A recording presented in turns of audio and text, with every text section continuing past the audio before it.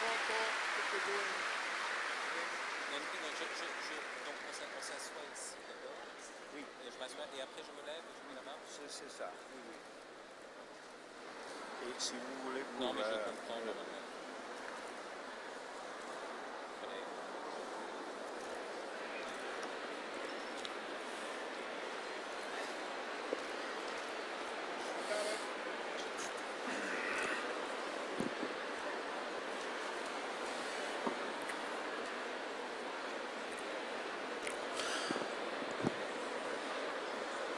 Buonasera, benvenuti. Bon après-midi, bienvenue. Bienvenue à toutes et à tous pour cette rencontre. J'espère bien, vous l'aurez remarqué, on met l'accent toujours sur le thème fondamental du meeting. Si vous voulez bien, c'est un approfondissement supplémentaire de l'exposé très beau du professeur Esposito sur le thème fondamental du meeting. La raison de cet approfondissement est double. D'un côté, on le comprend bien ces jours-ci, le sujet de la certitude, de ce qui bouge ou fait bouger la vie, est, comme l'a dit le professeur Costantino Esposito, un thème fondamental, un thème capital. La question, c'est que dans le débat culturel, l'on préfère, l'on préfère de continuer de présenter le mot certitude comme une chose négative, comme une source d'intolérance, comme une sorte de fermeture, de clôture, de cause d'immobilisme et même, voire, d'opposition. Ceux qui ont la patience de lire la presse auront découvert des allusions, des mentions. Je ne veux pas les citer, je ne veux pas m'appesantir là-dessus, n'est-ce pas?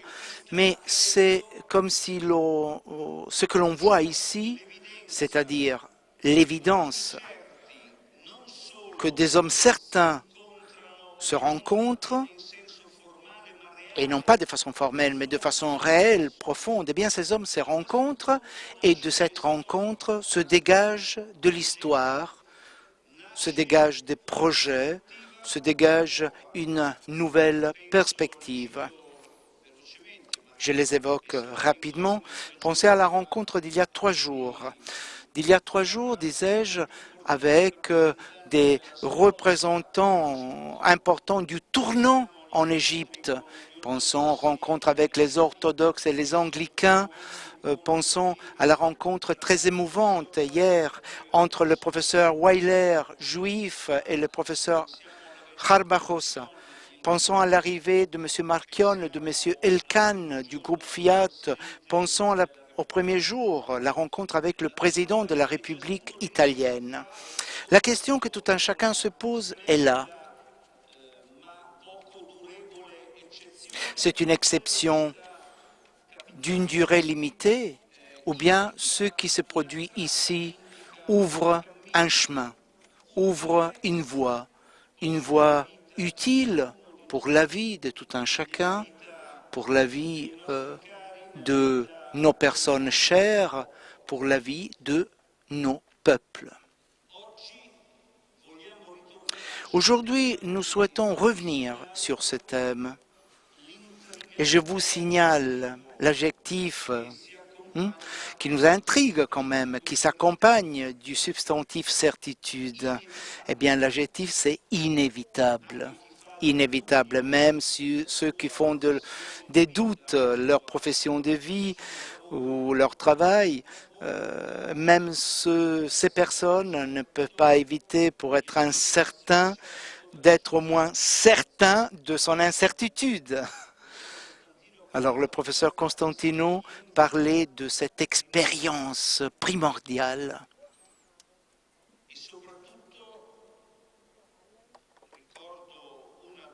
Et je me souviens de l'une des phrases de son exposé. cette dynamique que chacun de nous, pas seulement ici, mais ici de façon emblématique, peut expérimenter. Face à la tentative de l'homme de créer sa certitude, d'échapper aux effets inexorables du temps, d'éviter le caractère inévitable des choses qui finissent, d'éviter sa peur, eh bien face à tout cela, il fait surface une évidence, et je fais allusion à la phrase du professeur Esposito. La certitude n'est pas une chose que nous bâtissons, c'est une chose qui, avant tout, c'est une chose que nous recevons tout d'abord. C'est une chose qui nous génère. Et en tant que telle, elle peut devenir nôtre. Alors pour nous accompagner tout au long de ce parcours, tout au long de ce trajet, qui donne raison de cet adjectif tellement dramatique, certitude inévitable, nous avons appelé un ami du meeting. Depuis belle lurette, depuis des années, il nous fait l'honneur d'être avec nous. Et donc nous lui avons demandé de nous aider tout au long de ce parcours. Beaucoup de personnes connaissent le professeur Fabrice Ajadi, très connu. Il est très jeune, il est âgé de 40 ans. C'est l'une des personnalités les plus importantes sur la scène, pas seulement intellectuelle de France. Il collabore avec Figaro Littéraire, Presse. Il continue de donner des cours de philosophie et de littérature au lycée privé de Brignoles. Ce n'est pas un académicien de façon formelle. C'est une personne profondément intelligente de la réalité, de cette sagesse, non pas vide ou abstraite, de ce sapere, de ces goûts du vivre, de cette passion chargée de raison, donc chargée de force, de mouvement, dont tout un chacun a besoin. Et je lui passe très volontiers la parole. Je le remercie de tout cœur. Merci.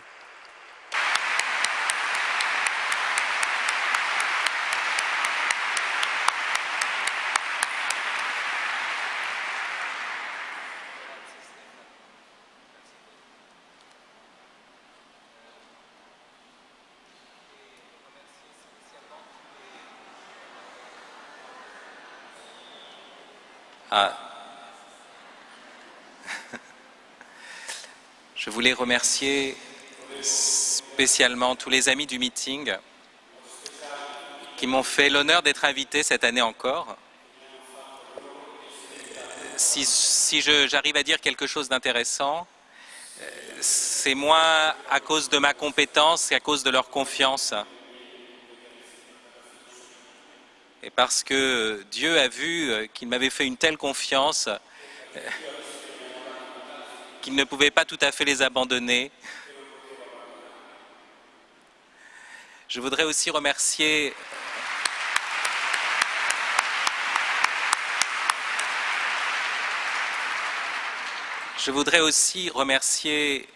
Ugo Moschella, mon ami qui est ici, et qui a traduit cette conférence en italien. Donc mes mots seront ses mots. Et je voudrais aussi remercier Mirko Iadarola, qui est en train de parler. Et donc ma voix sera sa voix.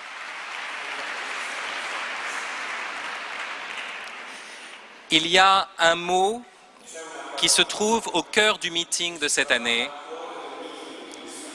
et que l'on retrouve dans le titre donné à ma conférence. C'est en lui-même un mot fort, décidé, sans hésitation.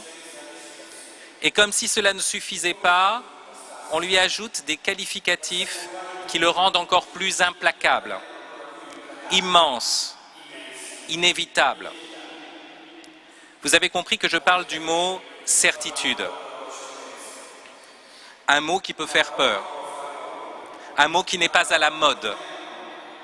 En sorte que renchérir et parler de certitude immense ou de certitude inévitable, c'est définitivement se mettre à dos tous les adeptes du doute, du relativisme, du sondage d'opinion. Et ils n'ont pas tout à fait tort. D'une part, nous sommes à l'époque des incertitudes. Plus que jamais, nous ignorons de quoi l'avenir sera fait. Nous ne sommes même pas sûrs qu'il y aura un avenir. D'autre part, les certitudes idéologiques du XXe siècle nous ont montré leur essence totalitaire. Elles ont détruit la liberté et organisé la destruction des peuples. Par ailleurs, l'homme rempli de certitudes nous apparaît comme un homme rigidifié par l'intolérance et par l'orgueil. Pire encore, comme un homme mort. Il est certain de quelque chose. Cela signifie qu'il n'a aucun doute et refuse tout débat sur le sujet. Dès lors, il se solidifie, fait bloc, devient cette montagne que rien ne saurait ébranler. La certitude renvoie le plus souvent à des images tirées d'un monde minéral et statique. Or, le vivant est le contraire du minéral. Il se transforme, se change par lui-même, s'ouvre dans des échanges incessants avec le monde extérieur et par là toujours s'adapte, se modifie. La vie est plutôt du côté du souffle et de l'eau. Elle est fraîche et insaisissable, fluente et miroitante, instable et capricieuse, comme la femme, selon le duc de Mantoue, mobile qual piuma al vento. La certitude serait plutôt comparable à la méduse. Elle épuise le souffle, elle gèle l'eau, elle nous fascine et nous pétrifie. Elle nous fige dans l'imposture d'une seule posture, alors que le vrai vivant, comme le découvre le narrateur de 1 personne 100 000 de Luigi Pirandello, le vrai vivant est un être qui n'a pas d'identité définitive et ne cesse de mourir et de naître d'un moment à l'autre. Je vous cite, « Mais oui, pensez-y bien, 1 minute avant que ne se produise le fait qui vous occupe, vous étiez non seulement un autre, mais aussi 100 autres, 100 000 autres, et il n'y a pas lieu d'en être surpris. Êtes-vous bien sûr d'être demain celui que vous affirmez être aujourd'hui ?»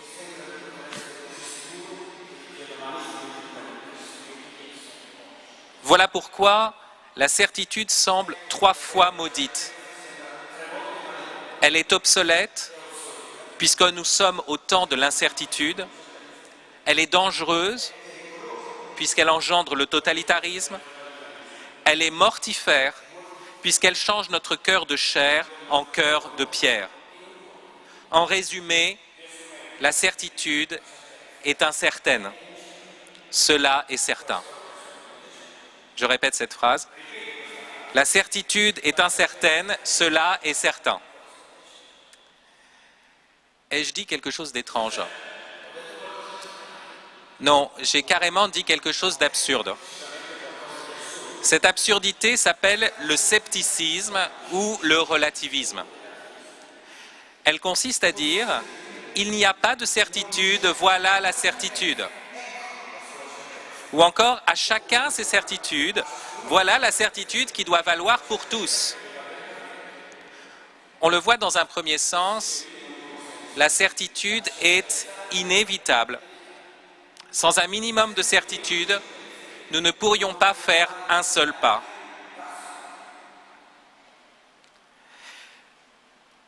La certitude est inévitable Mais bien sûr, nous pouvons discuter théoriquement sur la certitude et la mettre en cause. Et par exemple, adopter la théorie sceptique ou relativiste. Mais quand il s'agit de l'existence, c'est autre chose. Par exemple, j'ai la certitude existentielle que je ne suis pas Silvio Berlusconi. Ou encore, j'ai la certitude que mon auditoire n'est pas exclusivement composé de poules.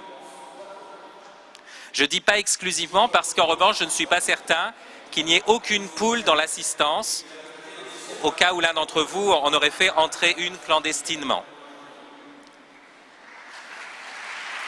Enfin, j'ai la certitude que j'existe. Aussi, faut-il déplacer le système d'image minérale que nous avons associé à la certitude. Sans doute convient-il de rapporter la certitude à une fermeté, une solidité. Mais cette solidité n'est pas celle de la pétrification, c'est celle de notre marche en avant. C'est la solidité du sol qui permet d'avancer. En revanche, ce qui entrave la marche, ce qui étouffe la vie, ce n'est pas la certitude, mais le doute. Imaginez un seul instant que vous doutiez pour de bon de ma qualité de conférencier et que vous vous disiez que je suis peut-être un tueur norvégien sur le point de tirer sur l'assistance. Vous ne pourriez pas avancer sur la voie de notre réflexion. Aristote opère ce déplacement des images en associant le doute à ce qui enchaîne et la certitude à ce qui délivre. Il a ces phrases magnifiques. « Qui ignore le nœud qui l'étrangle ne peut le dénouer. Celui qui a les pieds ligotés, comment pourrait-il avancer sur la route? Celui qui doute, ayant pour ainsi dire l'esprit ligoté, comment pourrait-il avancer sur la voie de la contemplation? C'est pourquoi, comme celui qui veut délier une corde doit tout d'abord examiner la manière dont elle est nouée, ainsi celui qui veut trouver réponse à son doute doit d'abord passer à travers la difficulté et en considérer la cause. De ce point de vue, il est normal de passer par l'incertitude. Mais l'incertitude n'est pas une finalité, parce que l'incertitude est la véritable pétrification. Un homme incertain de la solidité d'un pont ne se risquera pas à le franchir. Il piétinera sur place. Ainsi, les sceptiques, en théorie, sont toujours des conformistes dans la pratique. Ils critiquent tout, mais comme il n'y a pas pour eux de certitude qui permet de délivrer l'existence, ils ne changent rien. C'est un phénomène très courant à notre époque. Il est même typique de ce que le penseur français Guy Debord appelle la société du spectacle. La société du spectacle met en scène sa propre critique. Elle fait un spectacle pour se moquer, par exemple, des politiciens qui se donnent en spectacle. Mais de cette manière, on ne sort pas du spectacle. On s'y enfonce, plus que jamais fasciné. C'est donc la certitude qui nous met en mouvement. Mais qu'est-ce qui garantit que ce mouvement n'est pas celui de l'arrogance? La certitude nous offre un sol pour avancer.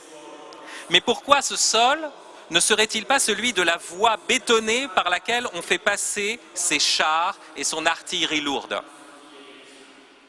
Telle était la certitude idéologique du communisme ou du nazisme. Cependant, la vraie certitude est le contraire de l'autosuggestion.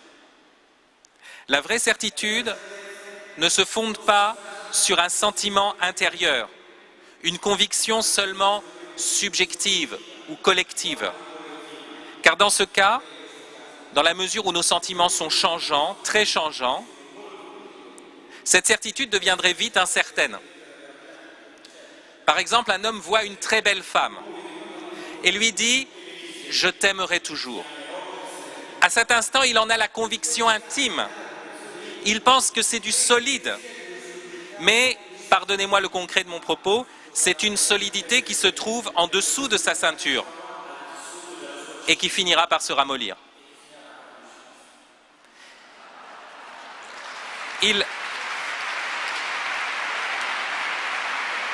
Il l'aimera toujours, cette femme, mais pour une nuit. S'il veut l'aimer plus longtemps, jusqu'à la mort, il faut qu'il s'appuie sur autre chose que lui-même, sur quelqu'un qui a vraiment aimé jusqu'à la mort. La vraie certitude ne peut donc se fonder que sur une évidence objective. Une évidence, c'est ce que nous n'avons pas décidé, ce que nous n'avons pas construit, ce qui nous est donné et qui nous saute aux yeux. En français, on parle même de ce qui crève les yeux. Comme pour préciser que l'évidence n'est pas là pour nous flatter, pour nous rincer l'œil, mais qu'elle vient au contraire nous blesser et bouleverser nos plans. C'est là que nous pouvons comprendre en profondeur le qualificatif inévitable dans le titre de cette conférence et le qualificatif immense dans le titre du meeting. Le qualificatif inévitable d'abord, préciser qu'une chose est inévitable, c'est dire que nous ne pouvons pas l'éviter. C'est donc présupposer que nous sommes tentés de l'éviter. De l'éviter, cette chose, parce que nous avons envie de la fuir, parce qu'elle nous dérange ou nous fait peur. L'inévitable certitude désigne une certitude dont nous aimerions bien éviter la présence, que nous aimerions bien éviter sans le pouvoir. Si nous avons envie de l'éviter, c'est qu'elle nous effraie d'une manière ou d'une autre, mais puisqu'elle est inévitable, il faudra bien, à un moment ou à un autre, la regarder en face. C'est comme si nous avions en nous une espèce de bombe à retardement. Nous pouvons refuser d'entendre son tic-tac qui se confond avec les battements de notre cœur, mais elle finira bien par exploser, cette bombe. Il y aura ce petit bruit du détonateur juste avant l'explosion. Cela ne durera qu'un quart de seconde, mais ce quart de seconde, pour celui qui ne s'y est pas préparé, risque fort d'être aussi long qu'une éternité de désolation. Qu'est-ce qui nous fait peur dans cette certitude inévitable? C'est précisément qu'elle échappe à notre pouvoir. Oui, devant la certitude inévitable, nous sommes impuissants. Comme le dit saint Paul dans la seconde épître aux Corinthiens, nous n'avons pas de puissance contre la vérité. Cette impuissance est une malédiction pour l'orgueilleux, mais elle est une bénédiction pour l'humble. Car cette impuissance n'est pas en elle-même ce qui nous paralyse, mais ce qui nous ouvre à une puissance plus haute, ce qui nous livre à ce à quoi nous ne nous attendions pas et qui nous dépasse. Cette impuissance est en vérité une sortie de la logique de la concurrence pour entrer dans la logique de la communion. Il ne s'agit pas d'être le plus fort pour l'emporter sur les autres, il s'agit d'être avec les autres, dans l'ouverture à ce qui est absolument plus fort et devant lequel nous sommes également dépassés. C'est ce que suggère le second qualificatif, immense. Dire qu'une certitude est immense, c'est dire qu'elle est plus grande que nous. C'est affirmer qu'elle excède notre mesure. Ce n'est pas moi qui saisis cette certitude, c'est elle qui me saisit. Ce n'est pas moi qui possède cette certitude, C'est elle qui me possède, moi avec tous les autres. Et comme elle est plus grande que moi, elle n'a rien de confortable. Bien au contraire, elle me dilate et même me déchire. Vous êtes sans doute en train de vous dire, de quelle certitude s'agit-il exactement? Et puis quand va-t-il parler de la modernité? Ça aussi se trouve dans le titre de sa conférence, nous sommes venus pour cela. Bien sûr, je vais en parler, et tout de suite, de la modernité, avant de revenir à la certitude que nous étions en train de définir. Ce préalable était cependant nécessaire, parce qu'avant mon titre, il y a le titre du meeting. Et c'est dans ce cadre-là que je voudrais penser la modernité. Prouvant par là que le titre du meeting n'est pas une enseigne décorative. Le titre du meeting n'est pas un gimmick fabriqué par des spécialistes du marketing. Ce n'est même pas le slogan d'un mouvement qui s'appelle Communion et Libération. Ce titre est une phrase, et cette phrase contient l'événement d'un appel. Elle nous appelle, elle vous appelle au milieu des incertitudes de notre temps. Il me faut donc d'abord évoquer les incertitudes de notre temps. Bien sûr, depuis le péché originel, tous les temps sont incertains. Et c'est une illusion de croire que c'était mieux avant. Mais notre temps est marqué par une incertitude spécifique qui correspond à la fin des temps modernes et à ce que l'on pourrait appeler l'effondrement du progressisme ou encore la mort de l'humanisme. Les temps modernes pouvaient proclamer « Dieu est mort » et se réjouir du règne de l'homme. Mais l'ivresse est passée et nous nous réveillons avec la gueule de bois. Nous avons même l'impression qu'il faut dire désormais « l'homme » avec un grand H, l'homme est mort. La modernité s'était placée sous le signe de l'humanisme. Son nom ne l'indique pas directement. Modernus, en latin, signifie récent. C'est l'aspect négatif de la modernité, celui de la rupture avec les anciens, avec la tradition de jadis. Le problème, c'est qu'en se réduisant au culte du récent, la modernité ne peut que se mutiler et se ramener à la mode. La mode ne cesse d'être dans la nouveauté caduque. Parce que la mode se démode. Ce qui était à la mode hier est aujourd'hui démodé. En vérité, dans la mode, il n'y a jamais rien d'absolument neuf. La nouveauté absolue reste toujours neuve. Elle est une source jaillissante qui nous éblouit toujours. Au contraire, la mode est le culte de ce qui sera démodé et donc vieillot, rétro, obsolète. Par exemple, vous avez dans la main un iPhone 4 ou 5. Eh bien, c'est un futur fossile. En revanche, si vous avez dans la main un crucifix ou un chapelet, là, c'est indémodable. Ce sera toujours d'actualité.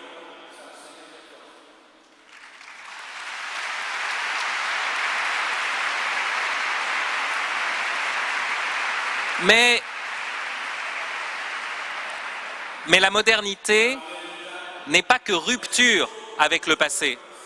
Elle est aussi marquée par deux éléments positifs. Le regard tourné vers l'avenir et la pensée centrée sur l'homme. Les anciens n'avaient pas le regard tourné vers l'avenir, mais plutôt vers un passé bienheureux, un âge d'or. Et leur pensée n'était pas centrée sur l'homme, mais plutôt sur la nature, disons sur le cosmos et les dieux. D'où est donc sortie la modernité? D'où vient son étrange foi en l'homme et en l'avenir?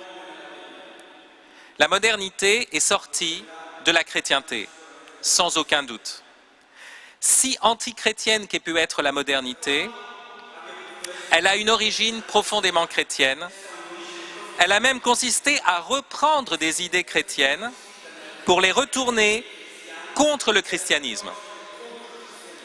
C'est comme quand vous arrachez une rose à un rosier. Vous la mettez dans un beau vase, alors pour un temps, isolée, mise en valeur, la rose apparaît plus nette, plus droite, plus belle et répand son parfum dans toute la maison. Mais bientôt la rose se fane, l'eau tourne et la maison est envahie par une odeur de pourriture. C'est ce qui se passe avec la modernité.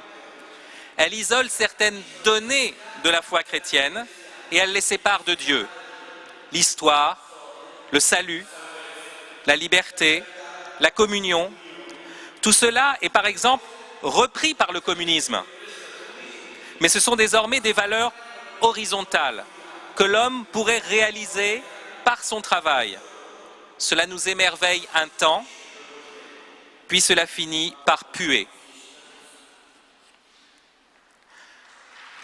Ce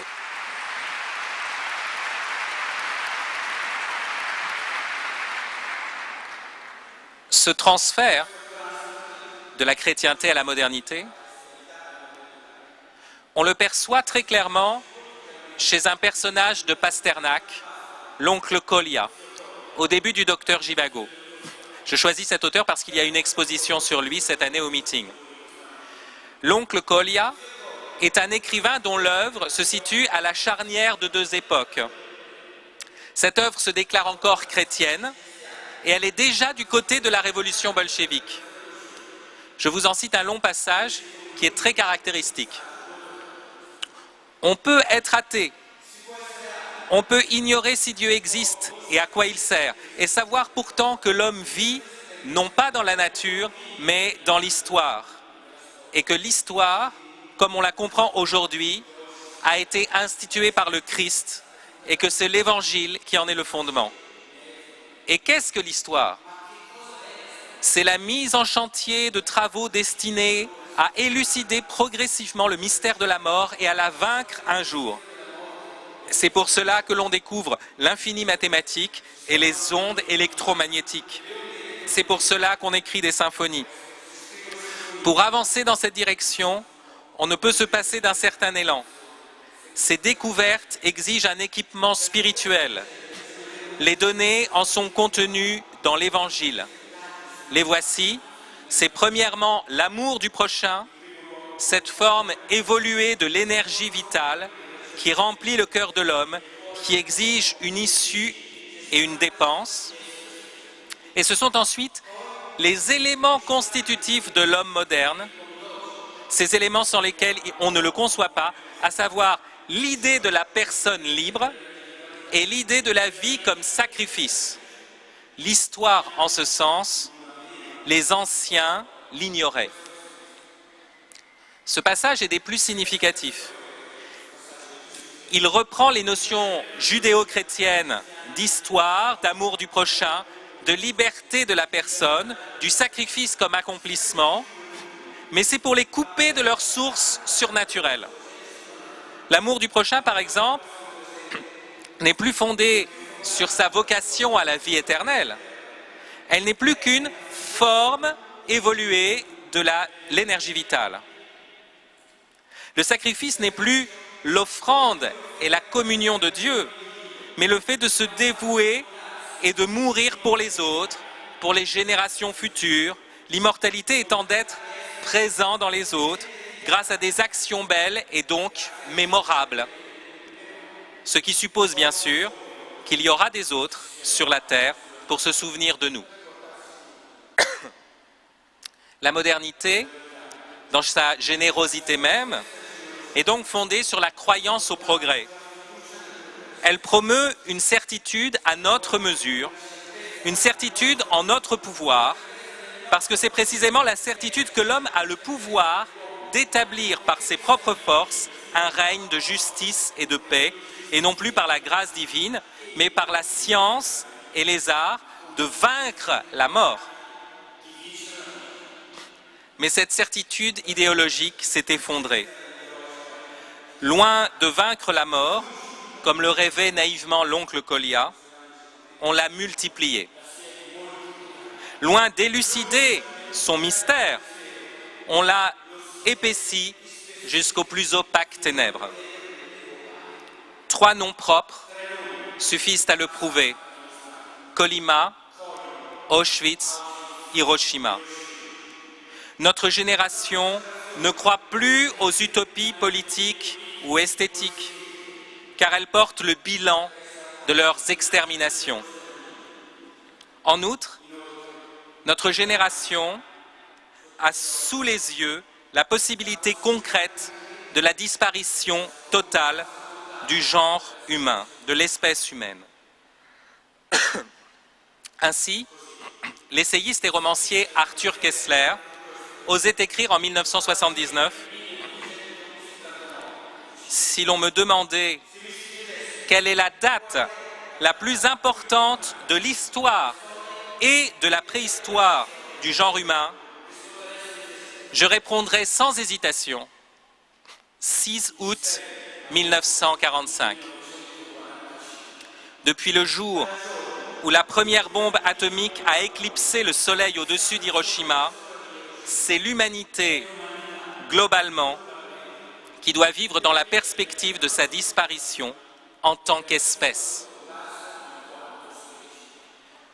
La date la plus importante de l'histoire n'est plus un avènement glorieux, mais l'événement d'une destruction.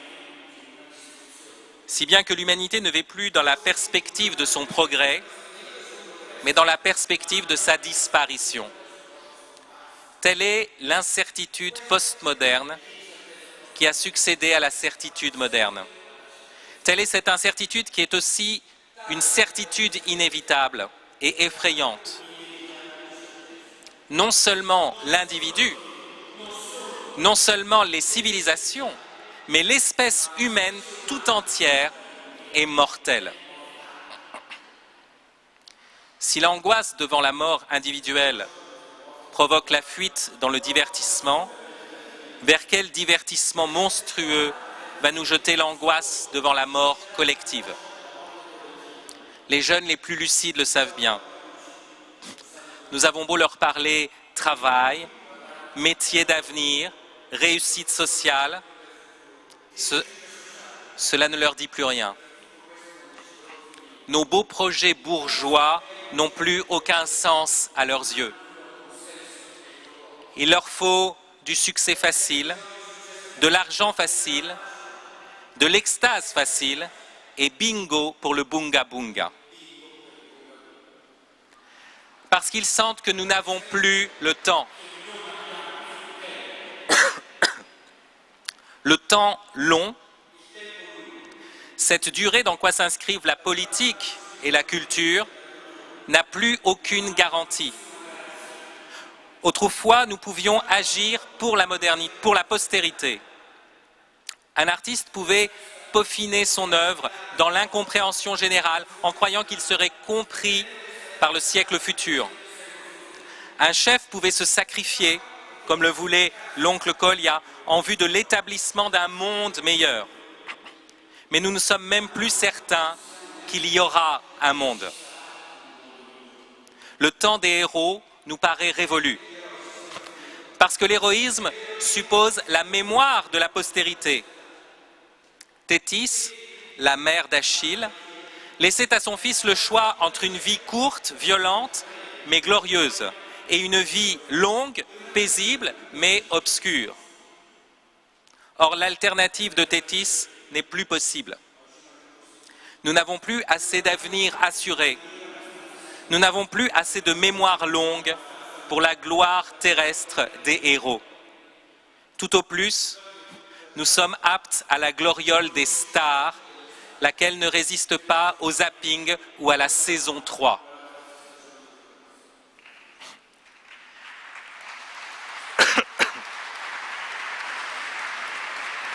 Les appels à un nouvel humanisme n'y feront rien. Pas plus que la nostalgie d'un retour aux traditions des anciens. L'un et l'autre progressisme renouvelé et traditionnalisme retrouvé ne sont que des cache-misères de ces écrans que l'on place devant un précipice pour nous faire croire que nous courons vers un palais. Autant la modernité se voulait humaniste, autant la postmodernité ne pourrait être que post-humaniste. Ce post-humanisme peut prendre trois formes. Ces trois formes s'opposent l'une à l'autre, afin que, lorsque l'on dénonce l'erreur de l'une, on soit poussé à tomber dans l'erreur de l'autre. Le démon procède toujours ainsi. Il connaît la vérité. Il n'est donc pas dupe des erreurs qu'il propose à notre bêtise. Voilà pourquoi il ne cesse d'inventer des erreurs contraires, excite les adversaires dans les 2 ou 3 camps opposés, joue de tous les côtés de la table de la scopa.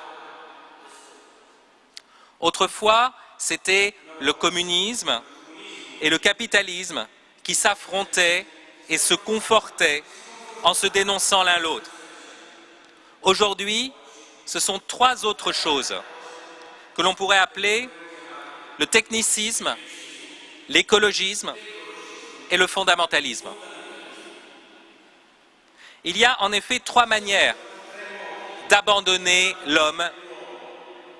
Soit on va vers le surhomme, et vous avez le technicisme, soit on prétend retourner à la nature, et vous avez l'écologisme, soit on prêche la dissolution en Dieu, et vous avez le fondamentalisme. Ces 3 manières d'abandonner l'homme sont aussi 3 manières d'abandonner l'histoire, c'est-à-dire le temps long, la durée de la vraie culture et de la vraie politique. Soit on se précipite vers l'instantané de la machine, et c'est ce que fait le techniciste en cherchant le bonheur à travers un double clic. Soit on régresse vers les cycles de la nature, et c'est ce que fait l'écologiste en convoitant la joie des singes arboricoles. Soit on s'extasie dans l'au-delà des élus, et c'est ce que fait le fondamentaliste en se soumettant à un divin désincarné et irrationnel. Dans les 3 cas, il y a la même prise. Dans les 3 cas, il y a la même prise en considération. La prochaine extinction de l'homme, la perspective de la disparition. Le technicisme voudrait conjurer cette disparition au moyen d'une mutation. Il dit, oui, l'homo sapiens sapiens est périmé, mais nous allons vous fabriquer autre chose qui résiste aux radiations et peut s'envoler vers d'autres galaxies. L'écologisme voudrait devancer cette disparition par le biais d'une naturalisation. Oui, l'homme, ce prédateur suprême, est voué à disparaître, mais c'est pour rentrer dans le sein de la mère nature et revivre à travers les fleurs et les oiseaux. Le fondamentalisme voudrait dissiper cette disparition par l'illumination d'un pur spiritualisme. Oui, l'homme historique et charnel ne peut que disparaître parce que l'essentiel en nous n'est pas chair ni histoire, mais esprit.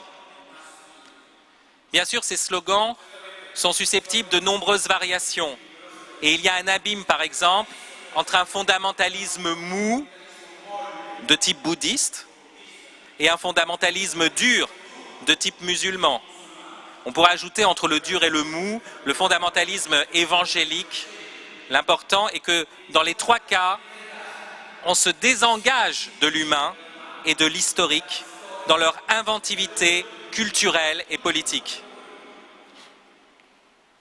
Sans être croyant, on peut faire cette observation simple. De même que la modernité reprenait des éléments du judéo-christianisme pour les retourner contre l'Église du Logos incarné, ainsi la postmodernité, dans ses 3 avatars adverses, semble disloquer la révélation du Logos incarné. On peut appliquer au monde postmoderne ce que Chesterton disait déjà du monde moderne.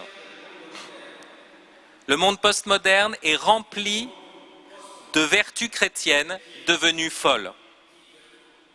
Ce n'est pas un jugement de la foi, c'est un constat de la raison.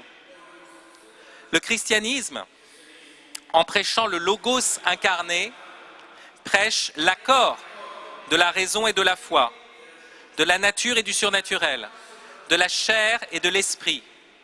Or voici que nous retrouvons autour de nous les débris de cet accord, comme autant de membra disjecta grouillants et monstrueux. Ici une tête coupée, là un corps bestial, ailleurs un cœur arraché. La modernité consistait à rendre complètement immanente et anthropocentrique l'espérance chrétienne. La postmodernité consiste à proposer de fausses transcendances, un faux tras humanar, pour reprendre le néologisme formé par Dante, et donc encore à produire des parodies de paradis. La technique n'est pas mauvaise en soi, bien au contraire. Dès l'origine, le Dieu de la Bible commande de dominer la terre et de la soumettre. Mais le technicisme comprend cette domination non pas comme la tâche d'accueillir et de prolonger le donné naturel dans une action de grâce, mais comme l'orgueil de l'exploiter et de le déformer au gré de nos caprices. De même, l'écologie n'est pas mauvaise en soi, bien au contraire. L'homme est appelé, comme dans les psaumes, à louer l'Éternel avec la création tout entière, du caillou à l'ange, de la fourmi à la Sainte Vierge. Mais l'écologisme comprend cette louange comme une régression animale qui consiste à braire avec les ânes et à chanter avec les loups.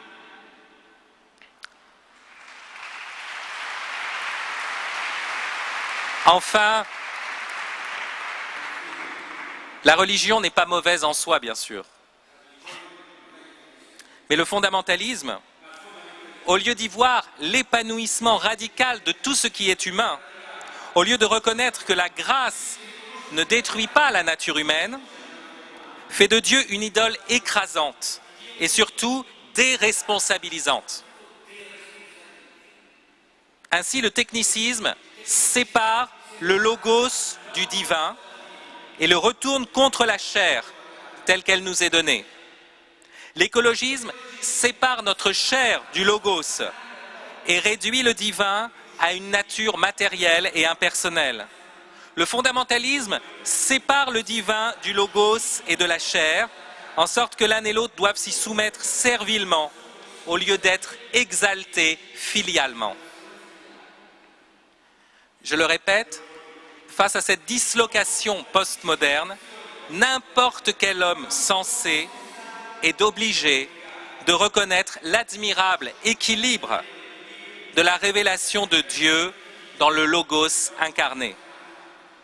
Cela ne veut pas dire qu'il y croit, car à ses yeux, cela peut correspondre à la plus belle construction mentale à laquelle puisse parvenir l'humanité. Cela veut simplement dire qu'il doit au moins avoir la certitude, même en étant mécréant, que cette révélation est une alliée de l'homme et de l'ordre de la réalité. Ce qui suppose évidemment qu'il s'intéresse encore à l'homme et au réel tels qu'ils nous sont donnés. Tout n'est donc pas mauvais en ces temps de la disparition annoncée.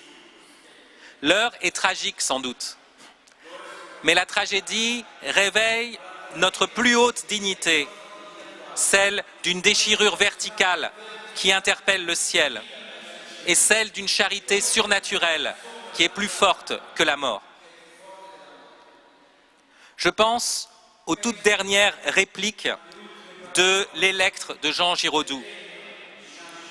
Une femme demande au milieu du désastre « Comment cela s'appelle-t-il quand le jour se lève, comme aujourd'hui, et que tout est gâché, que tout est saccagé, et que l'air pourtant se respire, et qu'on a tout perdu, et que la ville brûle, et que les innocents s'entretuent, mais que les coupables agonisent dans un coin du jour qui se lève.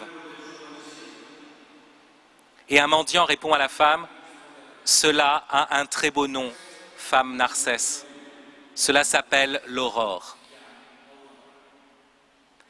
La nuit de nos temps en appelle à une autre aurore. La destruction des espoirs mondains est l'occasion de traverser le désespoir et de s'ouvrir plus à fond à l'espérance théologale. Il ne s'agit pas d'une fuite dans une transcendance méprisant la terre, comme dans le fondamentalisme. Il s'agit de la mission d'éclairer la terre, non pas à partir d'un avenir utopique, mais à partir de l'éternel. Je répète souvent que même si on me confirmait qu'en décembre 2012, ce sera la fin du monde, cela ne m'empêchera pas d'avoir un enfant en novembre 2012 et de faire de la poésie et de planter un arbre, parce que je ne fais pas cela en vue du seul avenir terrestre. Je fais cela parce que c'est déjà une participation à la vie éternelle.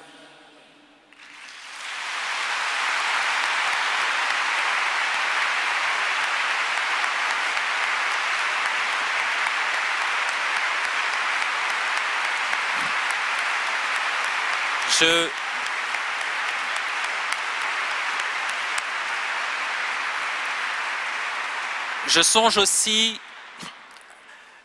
à une parole du génial pianiste et compositeur Franz Liszt, dont on célèbre cette année le bicentenaire de la naissance. Dans une lettre à la comtesse Marie d'Agoult, la femme qu'il aime, il a ces mots extraordinaires. « Si nous n'arrivons pas au bonheur, c'est que peut-être nous valons mieux que cela. Il y a trop d'énergie, trop de passion, trop de feu dans nos entrailles pour nous asseoir bourgeoisement dans le possible. » Bien entendu, ces mots sont ambigus, d'autant plus que Liszt les a écrits à une femme mariée avec laquelle il va s'enfuir. Mais derrière ce sens passionnel, il y en a un autre, plus radical, et qui renvoie à la vraie, à la haute passion, qui est la passion du Christ. La croix se dresse à l'horizon pour nous dire que nous n'arriverons jamais au bonheur. Mais c'est aussi pour nous révéler que nous valons mieux que le bonheur, que nous sommes faits non pas pour le bien-être, mais pour l'être bon, non pas pour le confort du contentement, mais pour la joie déchirante de l'offrande. Vous le savez peut-être, Franz Liszt avait placé toute sa vie sous le patronage du bon larron. Or, c'est une histoire singulière que celle du bon larron. Voilà quelqu'un qui fait tout pour fuir le bien, pour fuir Dieu. Et il y arrive, puisqu'il est le malfaiteur, et que c'est l'Évangile lui-même, la parole de Dieu, qui le désigne comme malfaiteur. Et le voici au fond du trou, c'est-à-dire au sommet du calvaire, crucifié, blasphémateur, désespéré. Mais là, dans l'extrême détresse, qui se trouve à sa gauche, du côté de son cœur? Oui, toute son errance compliquée pour fuir Dieu, la miséricorde divine s'en sert pour le placer tout droit à la droite de Dieu, à la droite de Jésus. Et ce type qui s'est efforcé de se plonger dans l'enfer, dans la mesure où il accueille cette miséricorde inattendue, devient le premier à entrer au paradis. Je commente souvent ce retournement en disant que Dieu ne nous remet jamais sur le droit chemin.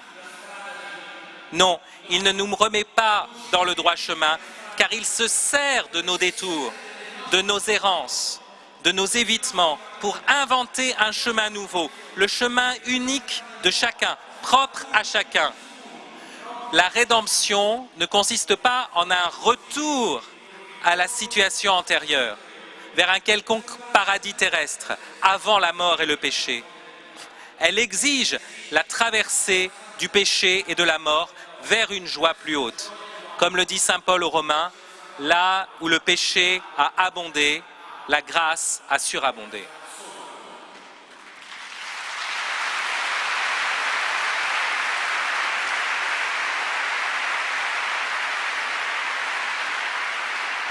Ce que je viens de dire me ramène à ma conclusion et me permet de faire le lien entre la première et la deuxième partie de cette conférence. Après la destruction de la certitude moderne, au milieu de l'incertitude postmoderne, liée à la conscience de la disparition probable, imminente de l'espèce humaine, quelle immense certitude nous reste-t-il? Désormais, si notre foi ne se fonde que sur une idéologie ou un embrigadement, elle ne peut plus tenir. Don Giussani, il avait bien compris. Et c'est pourquoi il exigeait que chacun reparte de son expérience la plus concrète. C'est pourquoi il réclamait que chacun pense à partir du simple fait de son existence. Et la voici l'immense certitude. Il y a quelque chose, et non pas rien. Je suis ici, tu es là, et voici sous nos yeux ces choses simples mais mystérieuses, du seul fait qu'elles sont ici, juste devant nous. Cette table, ce verre, ces lumières électriques, et surtout au dehors la lumière du jour. Il faut repartir de cette évidence de l'existence, de cette certitude de la vie présente. Le docteur Givago le rappelle lui aussi dans le livre de Pasternak. Il déclare que les révolutionnaires parlent d'un avenir meilleur, alors qu'il s'agit de vivre aujourd'hui, qu'ils parlent des lendemains qui chantent, alors qu'il faut trouver dès à présent la source du chant. Je cite, « L'édification de mondes nouveaux, les périodes de transition sont pour eux, les révolutionnaires, des fins. C'est tout ce qu'ils ont appris, c'est tout ce qu'ils savent faire. Et savez-vous pourquoi ils s'agitent vainement dans ces éternels préparatifs? Parce qu'ils manquent de capacité réelle, parce qu'ils n'ont pas de talent. L'homme est né pour vivre, non pour se préparer à vivre. Et la vie elle-même, le phénomène de la vie, le don de la vie, quoi de plus sérieux, de plus enivrant? À quoi bon lui substituer cette puérile arlequinade de fiction indigente? Mais en quoi consiste, plus précisément, ce sérieux et cette ivresse de la vie? Quelle est cette immense et inévitable certitude de l'existence? Et comment nous donne-t-elle de dissiper les fictions indigentes modernes et postmodernes? Le mot « existence » décrit une expérience. C'est ce que rappelait le message de Benoît XVI aux participants de ce meeting. Existere, cela veut dire se tenir hors, dans le double sens de provenir de et aller vers. À quel fait fondamental correspond ce très simple mot? Au fait que je suis, mais que je ne me suis pas à moi-même donné l'existence, que je ne suis pas l'origine ni la fin de mon être. Non, je ne me suis pas créé moi-même. J'ai reçu l'existence d'un autre. Et je l'ai reçue pour la donner à un autre. Car mon être imparfait connaît une croissance jusqu'à la maturité. Or, qu'est-ce que la maturité?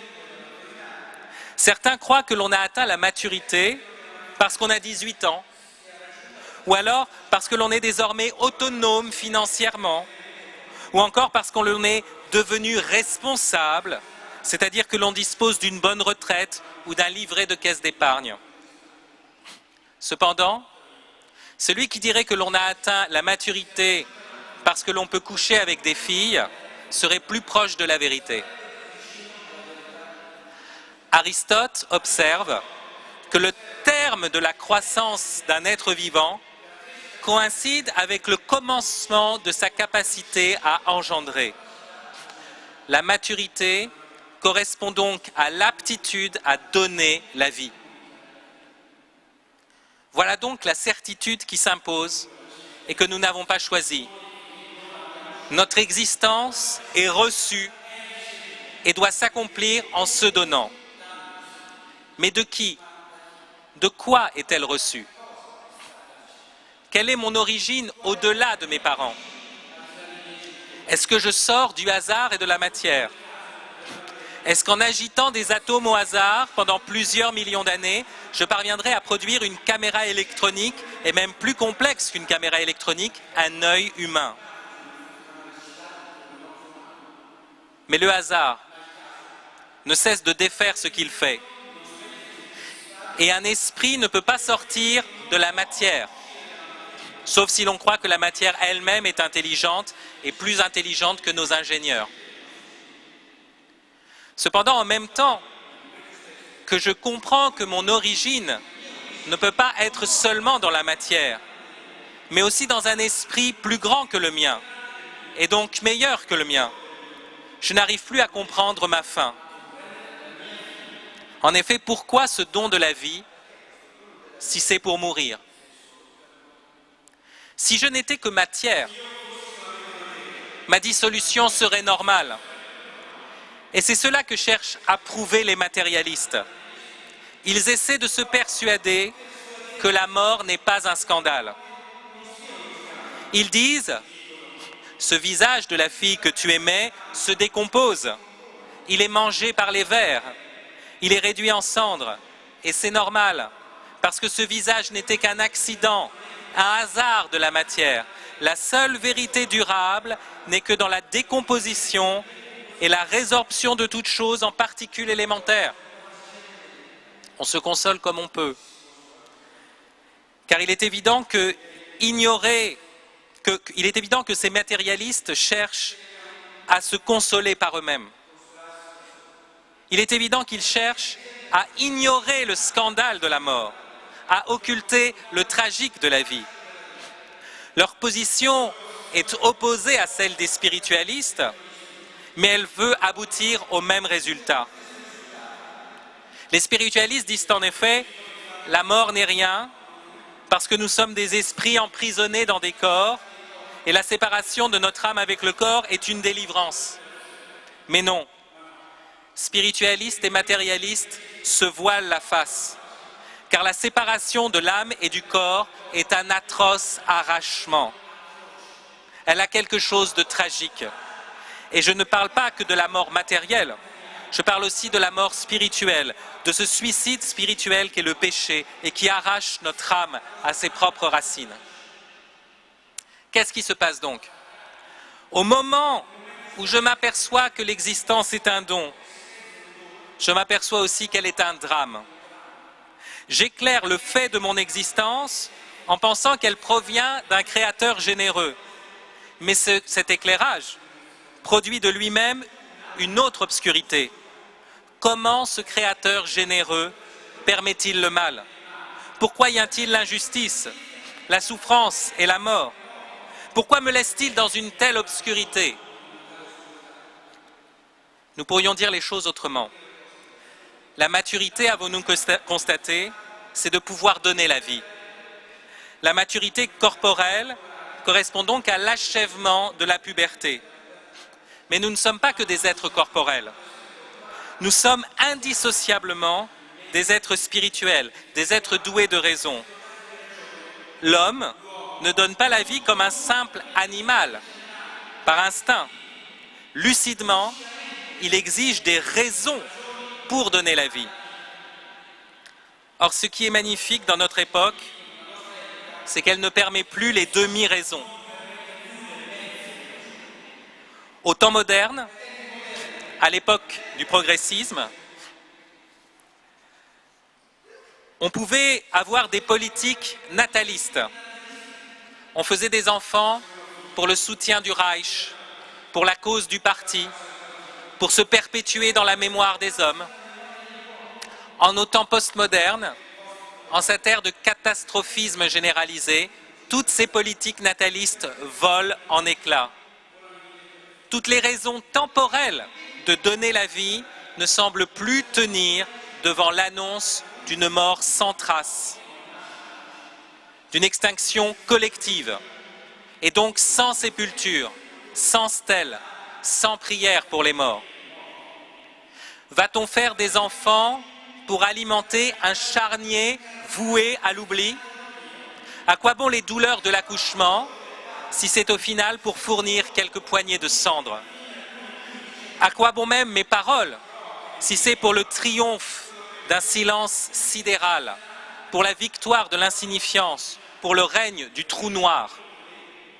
Et en même temps, si nous n'avons plus de paroles fécondes, si nous n'accueillons plus d'enfants, nous devenons nous-mêmes les auteurs de la destruction.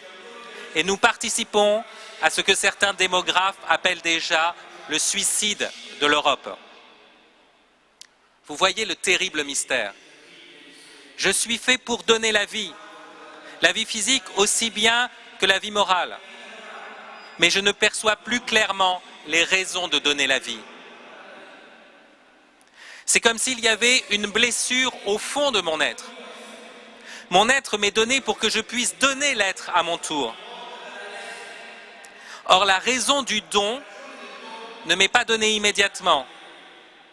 Ce qui est normal, bien sûr. Parce que si la raison du don nous était donnée immédiatement, sans que nous ayons à réfléchir, nous serions des bêtes. Nous enfanterions par instinct. Ce qui est anormal aujourd'hui, c'est que même en réfléchissant, la raison de donner la vie semble se dérober à notre vue et dépasser nos propres forces. Où trouver la maturité spirituelle qui permet de confirmer ma maturité corporelle? La perspective de notre disparition nous condamne-t-elle à accélérer cette disparition et à perpétrer ce crime parfait, cette extermination sans cadavre qui consiste à refuser d'accueillir la vie et à laisser un monde désert sans personne pour nous accuser? Ou bien la perspective de notre disparition nous oblige-t-elle à rechercher une raison plus élevée pour donner la vie d'une manière plus gratuite, plus lucide, plus divine? En posant cette question, je ne peux pas ne pas penser à la réponse juive, à cette réponse qui est à la fois charnelle et spirituelle, à cette réponse qui relie ce qui est en dessous de la ceinture et ce qui est au plus haut des cieux. Je veux parler de la circoncision. Les Juifs inscrivent dans leur sexe la marque de la promesse divine. On leur enlève un anneau de chair et cet anneau disparu est le signe de leur alliance avec l'invisible. Ce signe est là pour leur donner la maturité spirituelle qui correspond à leur maturité charnelle. Oui, même au milieu d'un camp de travail, alors qu'on jette les enfants au fleuve, le juif voit ce signe dans son sexe et ce signe lui déclare « vas-y ». Même si l'horizon est barré, ne deviens pas complice de la mort. Œuvre pour la vie, car tu ne fais pas cela d'abord pour l'horizon et l'horizontale, tu fais cela pour la verticale. Tu accueilles un enfant non pas pour qu'il devienne un petit pharaon, mais pour qu'il vive éternellement en enfant de Dieu. Et c'est ce qui arrive avec les parents de Moïse. Ils ont cet enfant que tout condamnait autour d'eux, cet enfant qui était voué à être noyé. Mais cet enfant va être sauvé des eaux et devenir le libérateur de son peuple. L'horizon était barré, le temps était à la catastrophe. Cependant, ils ont fait confiance à la verticale. Ils se sont tournés vers l'Éternel et voilà qu'ils ont ouvert un nouvel horizon. La circoncision est cette cicatrice à l'image des stigmates du ressuscité. Elle est une blessure qui laisse passer la lumière. Telle est donc l'immense et inévitable certitude de l'existence. J'ai reçu la vie pour donner la vie. Et ce don exige une espérance qui va au-delà de ce monde et traverse son obscurité. Pourquoi cette obscurité, me demanderez-vous? Si je pouvais vous répondre clairement, cette obscurité n'en serait plus une. Ce que je peux cependant deviner, c'est que cette obscurité n'est pas qu'une privation de lumière, mais la possibilité de participer à l'œuvre de la lumière. Dieu, dans sa générosité, ne veut pas seulement nous offrir un chemin, il veut aussi que nous ouvrions un chemin dans l'impasse. Il ne veut pas que nous soyons seulement éclairés, il veut aussi que nous soyons éclaireurs. Il ne veut pas seulement nous donner la vie, il veut aussi que nous la donnions là où ne semble régner que la mort. C'est pourquoi sa bénédiction peut apparaître comme une malédiction. Il n'y a besoin d'éclaireurs que là où il n'y a pas assez de lumière. Il n'y a d'ouvreurs de chemin que là où l'on risque un pas dans le vide. Cette obscurité qui nous pousse à laisser jaillir la lumière du fond de nous-mêmes pour être non pas seulement éclairés, mais aussi éclaireurs. Elle s'entend justement dans la prière du matin, dans le cantique de Zacharie, que l'on appelle le Benedictus. Et toi, petit enfant, tu seras appelé prophète du Très-Haut.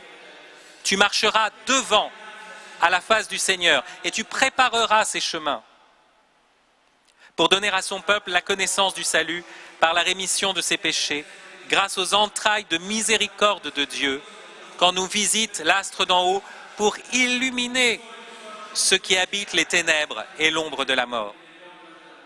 Marcher devant pour préparer les chemins, c'est ne pas se contenter des voies défrichées, mais dégager une voie inespérée grâce à la foi.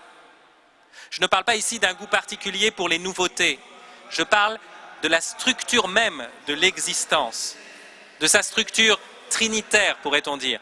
Le Fils se reçoit du Père pour spirer avec lui l'Esprit. L'existence n'est pas seulement réceptivité, mais aussi offrande, don de la vie, ouverture d'un chemin unique. Et c'est pourquoi les signes qui nous sont donnés suffisent à nous pousser en avant, mais ne nous tracent rien à l'avance. Comme Christophe Colomb, nous croyons au Nouveau Monde, mais nous n'avons pas de carte. Et notre seule boussole est dans une croix. S'il n'y avait pas cette obscurité, si par exemple tout était défriché, tracé, mâché à l'avance, Dieu serait moins généreux. Nous serions les produits de son œuvre et non pas les coopérateurs de son œuvre. Or, il nous veut coopérateurs. Sans doute y a-t-il d'autres raisons à l'obscurité présente, et des raisons qui ne viennent pas de Dieu, mais de nous, de notre mauvaise volonté, de notre faible intelligence, de la violence de nos passions. Mais je voulais évoquer principalement cette obscurité positive, qui ne vient pas de nos défauts, mais qui est structurelle. Cette obscurité dont on pourrait accuser le Créateur, et dont au final nous devrons le louer. Imaginez un seul instant que chacun possède la certitude de Dieu comme une oreillette qui le mettrait directement en communication avec lui. Nous serions chacun enfermés dans sa bulle, nous n'aurions plus besoin les uns des autres, nous n'aurions plus à croire en la lumière de manière à la voir apparaître sur nos visages et à la faire resplendir dans les ténèbres. Mais Dieu veut une certitude dont nous soyons les coopérateurs. Un sol ferme que nous puissions déployer jusque dans le vide de l'avenir par tout notre être. Souvenez-vous du livre d'Isaïe, préparez au désert le chemin du Seigneur. Aplanissez sa voie dans les lieux arides. Et plus loin, Isaïe dit, et tu faisais alors de ton dos comme une terre, comme une rue pour les passants. Souvenez-vous aussi du psaume de David. Heureux les hommes dont tu es la force. Des chemins s'ouvrent dans leur cœur. Quand ils traversent la vallée de la soif, ils la changent en source. C'est très précisément cela. Nous sommes dans la vallée de la soif, dans la vallée de larmes, comme disait la traduction latine reprise dans le Salve Regina. Nous voyons le désert et la sécheresse à perte de vue, et voici que l'angoisse nous saisit à la gorge. Mais cette angoisse est le signe que nous sommes faits pour la joie de vivre. Car si nous n'avions pas d'abord en nous cette joie de vivre, nous ne pourrions pas avoir d'angoisse devant la mort. Et cette sécheresse est le signe que nous sommes faits pour creuser jusqu'à la source. Car si nous n'étions pas faits pour la source, nous ne sentirions pas cette soif cuisante. En sorte que ce signe est aussi un appel pour que nous ne soyons pas seulement abreuvés, mais que nous devenions nous-mêmes, les uns pour les autres, des canaux de la source. Voilà l'immense certitude de l'existence. Immense parce qu'elle est déchirante et nous demande de descendre parmi ceux qui sont assis dans les ténèbres et l'ombre de la mort. Mais nous pouvons à présent qualifier cette certitude par un autre adjectif. Non plus seulement l'adjectif inévitable, non plus seulement l'adjectif immense, mais un troisième adjectif qui rassemble ce que je voulais esquisser aujourd'hui. Et cet adjectif est apocalyptique. La certitude de l'existence est une certitude apocalyptique. Le mot apocalypse a pris la signification de catastrophe, mais étymologiquement, il signifie révélation. Or, telle est bien la certitude nue, la certitude qui réapparaît après la disparition des faux espoirs et le dépassement des vrais désespoirs.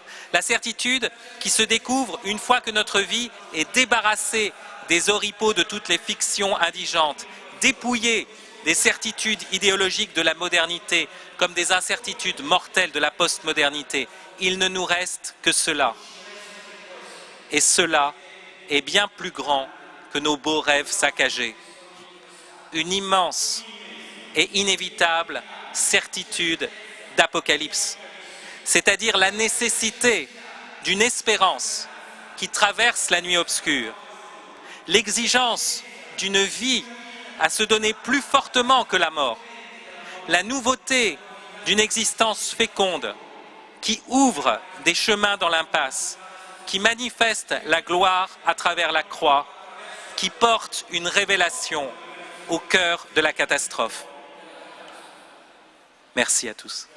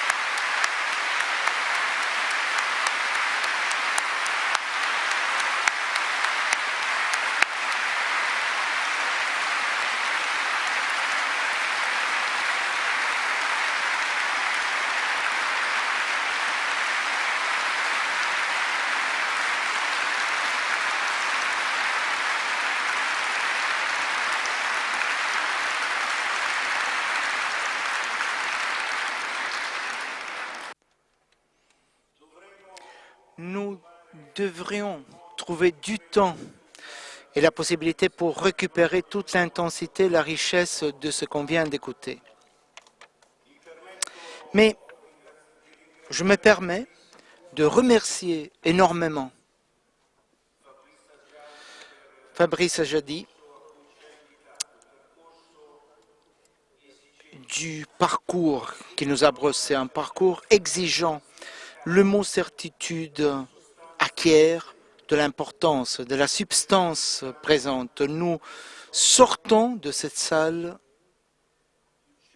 plus certains, à savoir plus nous-mêmes. Tout un chacun de nous a pensé, en écoutant Dumont Larron, que ce pauvre, eh bien c'est moi. Dieu ne nous remet pas sur la bonne voie. Il ne nous remet pas dans la bonne voie. Il se sert de nos tournants. Il se sert de notre vagabondage, de nos déviations, pour inventer un chemin nouveau, le chemin unique de tout un chacun, spécifique de tout un chacun.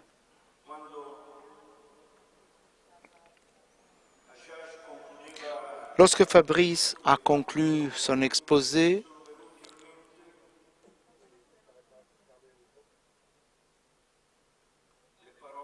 les mots d'un autre grand Français me sont venus à l'esprit, les mots de Claudel dans la bouche d'Anne Vercors, dans l'annonce à Marie. À quoi sert la vie? Il les prononce devant sa fille morte, qui était allée en Terre Sainte. Tu reviens vivant? Et une existence linéaire apparemment. Elle meurt pour sauver ses chers, pour sauver la France, pour sauver l'Église. À quoi bon la vie? Si ce n'est que pour être donnée. Et pourquoi chercher à comprendre lorsque il est tellement simple d'obéir, obéir à cette existence, à cette évidence, au moment où je réalise que mon existence, ma vie, est un don, je me rends compte aussi que c'est un drame. Dans ce drame, nous ne sommes pas seuls. Cette dernière allusion à la substance du mot apocalypse, révélation, nous dit que l'homme qui a commencé son aventure humaine dans la vie, dans cette maison-là, avec ces gens-là, avec ces pécheurs, eh bien, est avec nous. Donc notre chemin, justement notre chemin, le chemin de chacun de nous, dans chaque pas, avec lui, cela devient une certitude immense. Une fois encore, un énorme merci à Fabrice.